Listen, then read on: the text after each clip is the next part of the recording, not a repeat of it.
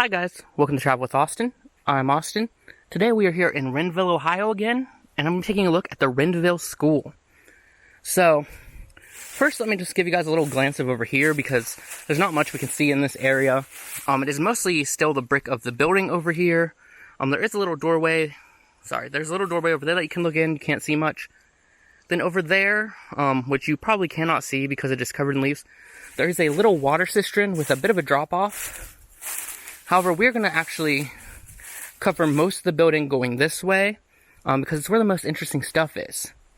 So this school is located above Rendville, Ohio.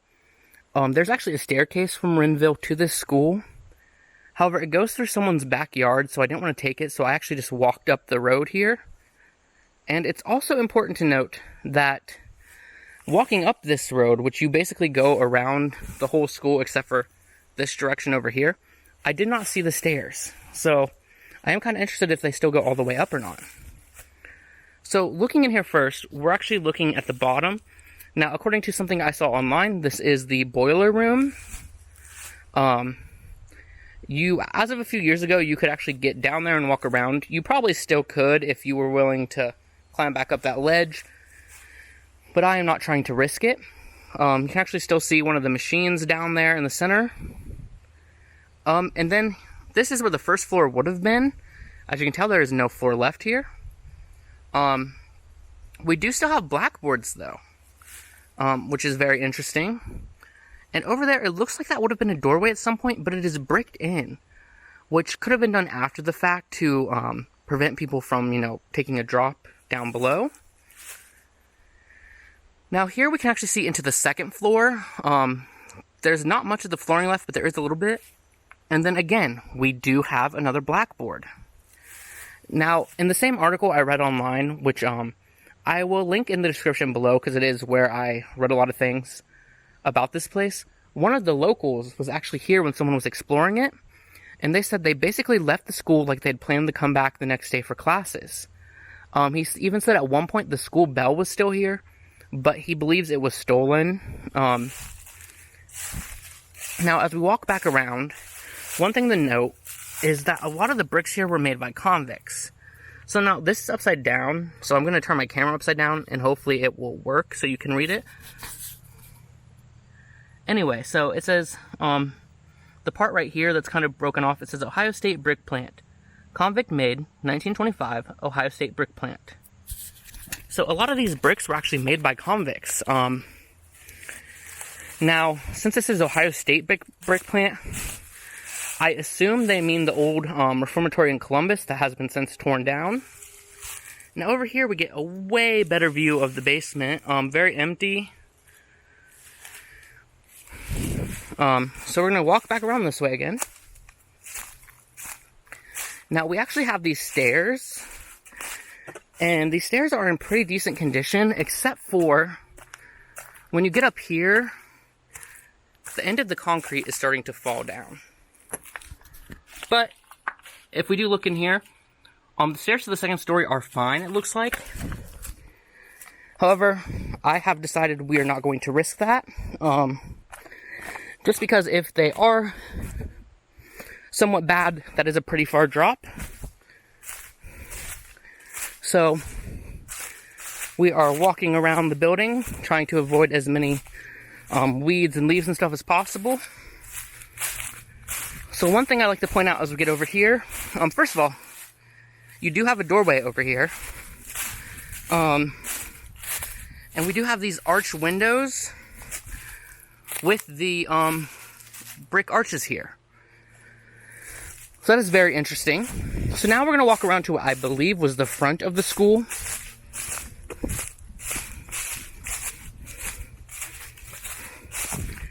So,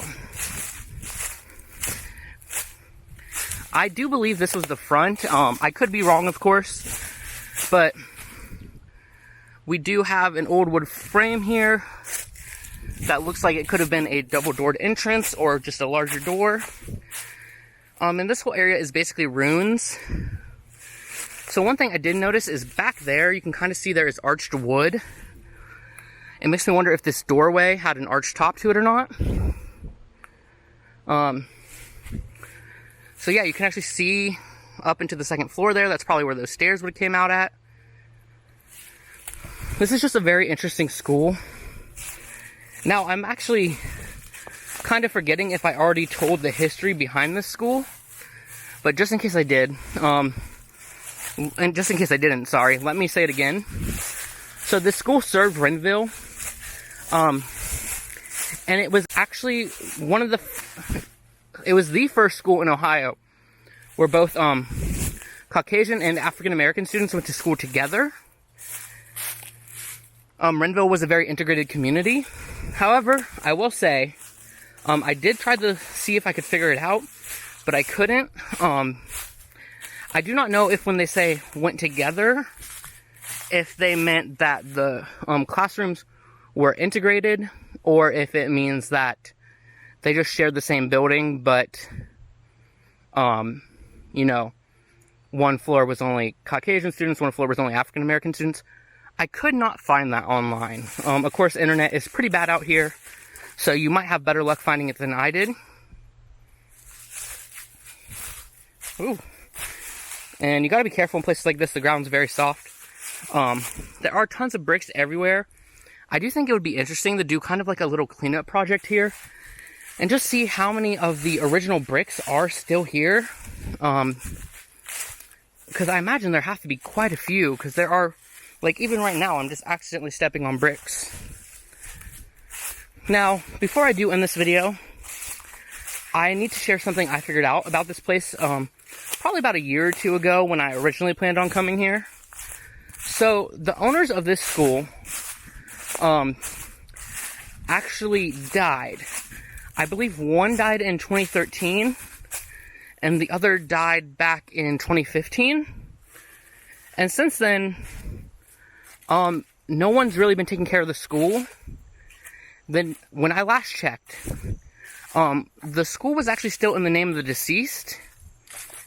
And, although they have children, it doesn't seem like the children own this land.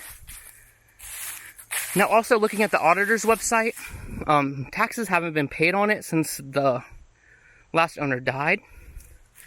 Now, typically, if, you know, if the taxes aren't paid for long enough, and if they realize the owners are dead, it could go in for sale. Given this being a historically poor area, it could go into for sale in the land bank, which is kind of like encouraging people to buy cheaper land in the area.